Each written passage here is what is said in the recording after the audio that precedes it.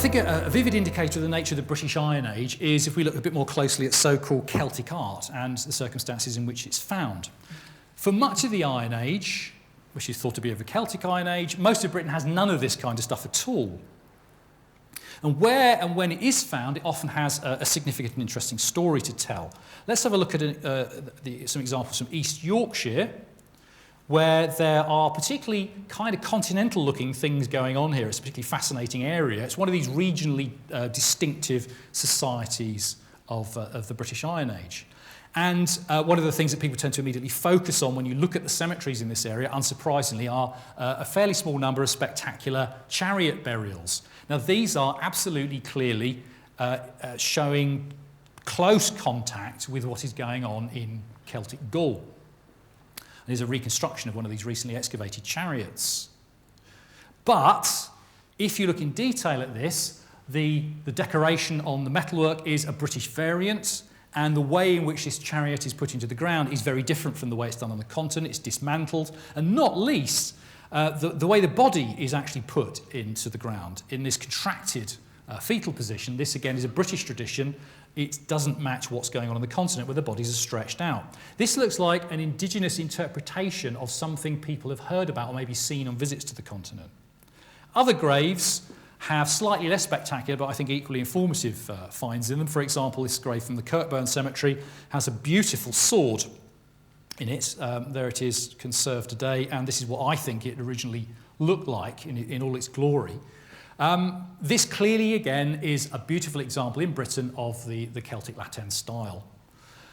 But it is a distinct regional variant. It's a local interpretation of something that people are aware of is going on the continent. It doesn't fit easily with the idea of income, as it's rather British populations reinterpreting what's going on among their neighbours. So what about the Irish evidence? This is sparser and much harder to read. We have the problem of what's still a substantially invisible Iron Age in Ireland, particularly in terms of settlement archaeology. But where we do see traces of the Iron Age, again, the patterns look as though they're quite similar to those which have been turning up in Britain. We're not seeing signs of mass Iron Age invasions. We're seeing signs of continuity from earlier, with external contact, some movement of people, receptiveness to some external influences, but in local reinterpretations.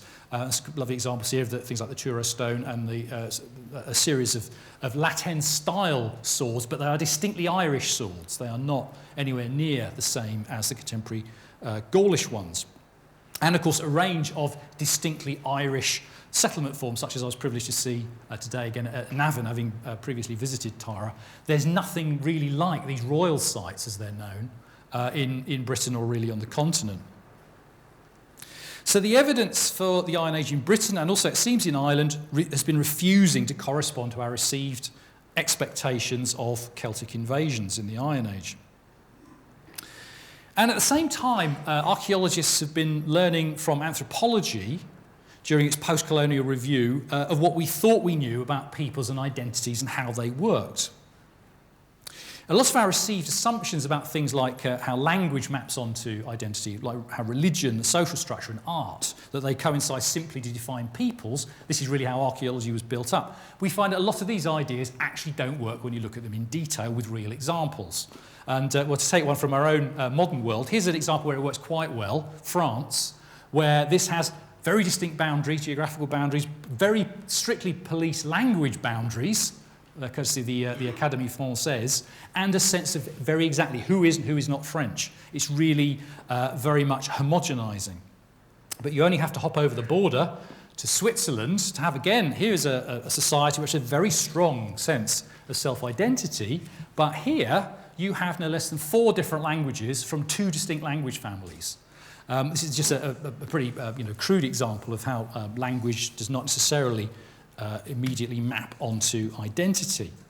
And this has been found to be equally the case, or perhaps not more the case, among what we might call smaller scale societies, less complex societies, analogous to maybe the kind of societies we think we're dealing with in the Iron Age in Britain. And a nice example here is Ian Hodder's work on the Baringo district of Kenya, where he was looking at how people's material culture and their identity actually interrelate, the way they design their pots, create their houses, and all this kind of stuff.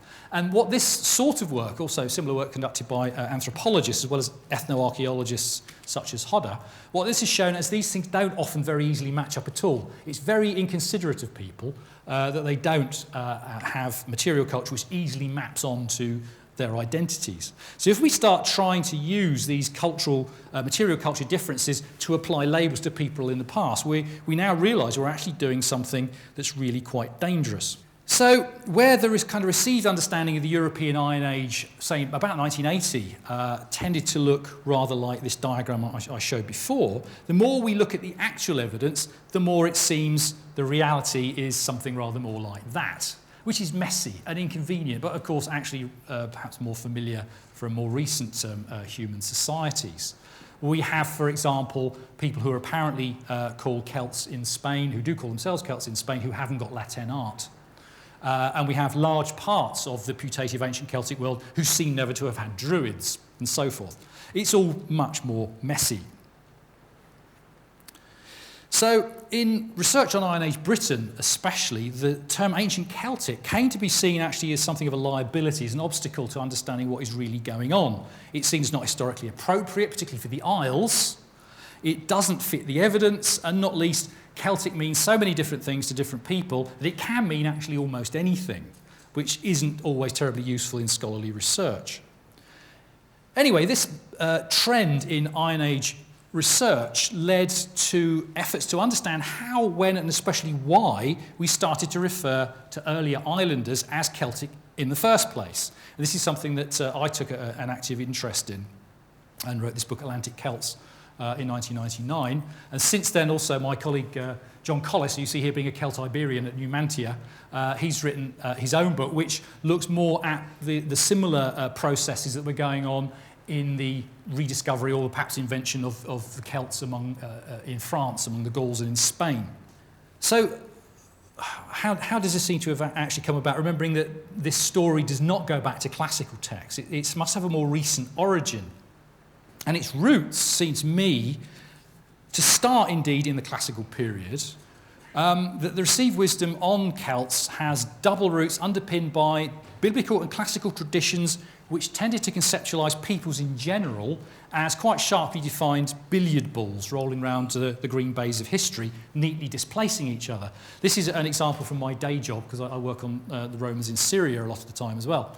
And this synagogue painting from Dura Europos on the Euphrates shows the 12 tribes of Israel and Moses, as you can see here, crossing the Red Sea, and then Pharaoh and the Egyptians getting their just desserts. But this is, I think, the kind of image that we've often had of the ancient Celts arriving in Britain, a great mass migration, a movement, an invasion like that.